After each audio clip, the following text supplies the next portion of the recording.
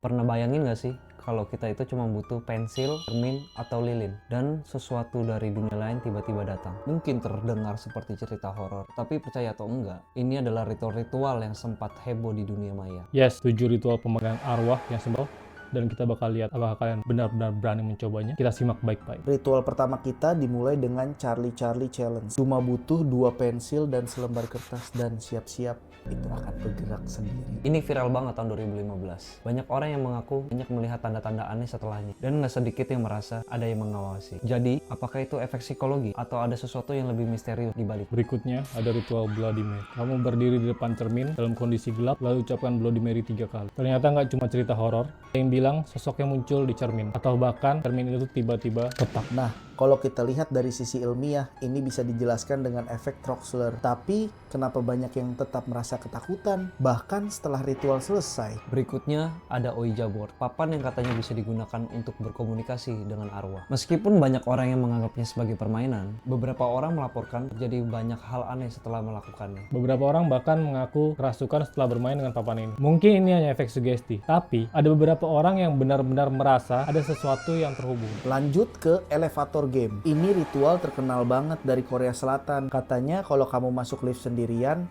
tekan tombol-tombol tertentu, kamu bisa masuk ke dunia lain. Ada yang bilang kamu bisa merasa sangat berat, atau bahkan kamu bisa melihat sosok perempuan yang ada di sana. Apakah itu cuma ilusi? Atau ada yang lebih besar di luar sana yang kita nggak bisa jelaskan? Berikutnya, The Midnight Game. Kamu cuma butuh lilin dan berkeliling dalam kondisi gelap. Kalau lilinnya padam, kamu sudah terjebak dengan sosok tidak terlihat. Ini diduga ritual hukuman kuno. Mungkin itu cuma karena angin atau hal logis lainnya. Siapa tahu kan, ada beberapa yang melaporkan kejadian tak terjelaskan setelah melakukan ritual ini. Sekarang kita sudah sampai di One Man Hide and Seek, The Story of Hitori Kakurendo. Ritual ini cukup unik. Kamu cuma butuh beras, boneka, dan potongan kuku. Lalu lakukan mantra tertentu. Setelah itu, bonekanya akan hidup dan mencari kamu. Ada yang melaporkan mendengar langkah kaki kecil di rumah kosong tersebut setelah melakukan ritual ini. Apakah itu hanya sugesti?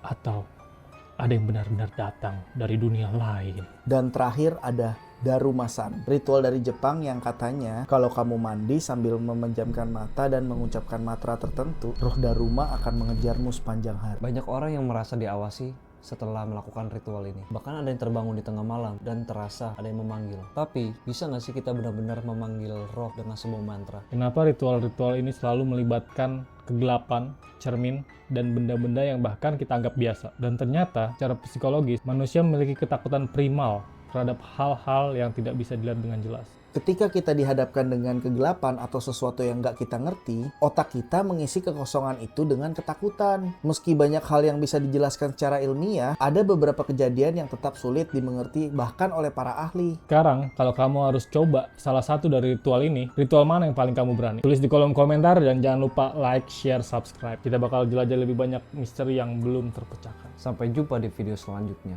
Atau mungkin kita akan bertemu di tempat yang lain. Ngocok horor.